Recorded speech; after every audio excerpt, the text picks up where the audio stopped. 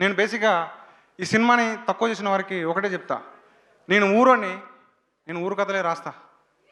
నాకు ఊరు ఎమోషన్ ఇష్టం.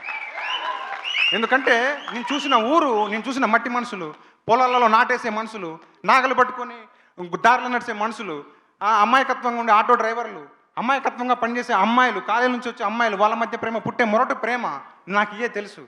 నేను హెలికాప్టర్ నుంచి వచ్చే హీరోను, మెట్రో ట్రైన్ నుంచి దిగొచ్చిన రాయలేను. ఎందుకంటే నాకు అది కాదు, నా ఒరిజినాలిటీ అది కాదు. నేను ఇదే రాస్తా, ఇదే తీస్తా, ఎందుకంటే నాకు ఇయే వచ్చు.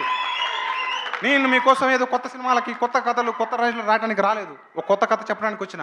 ఆ కొత్త కథను కూడా ఇదేంది విలేజ్, మట్టి గోడలు అంటే నేను తీయలేనన్నాయి. నాదేదో చిన్న బతుకు, ఆ బతుకుల ఊర్లోకి వెళ్ళి వచ్చి ఒక కథ రాసుకున్నాను. సో మిమ్మల్ని హట్ చేస్తే క్షమించండి అన్న, కానీ దయచేసి నెగిటివ్ ప్రచారం చేయకండి అన్న. ఒక 15 ఏళ్ళు నరకం చూపించిన ఒక కథని, ఒక మనుషుల్ని అంటే అట్లా చేసిన ఒక మనుషుల్ని నేనేదో బయటకు తీసుకొచ్చి వాళ్ళ కథ చెప్దాం అనుకుంటే, అంటే ఓకే అన్న నీకు నచ్చలేదు, ఓకే చలో లైట్ తీసుకో, కానీ ప్రచారం చేయకండి అన్న. చిన్న సినిమా కానీ ఏదో ఒక పెద్ద ఎమోషన్ చెప్దాం అనుకున్నాను. సారీ అన్న, మీరు అంటే మిమ్మల్ని హట్ చేస్తే ఈ సినిమా మిమ్మల్ని హట్ చేసి క్షమించండి, కానీ దయచేసి నెగిటివ్ టాక్ దేకండి అన్న.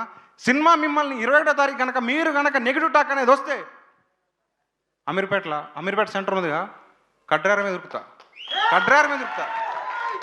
సో ఇంత కాన్ఫిడెంట్గా చెప్తున్నా అర్థం చేసుకోండి దయచేసి. మీది ఊరోళ్ళు అయితే మీరు ఆ ఊర్లోకి వెళ్తారు. అరే నేను ఏమంటారు సంక్రాంతికో దసరాకో పోయినట్టు మీకు ఆ ఊర్లో ఉంటారు.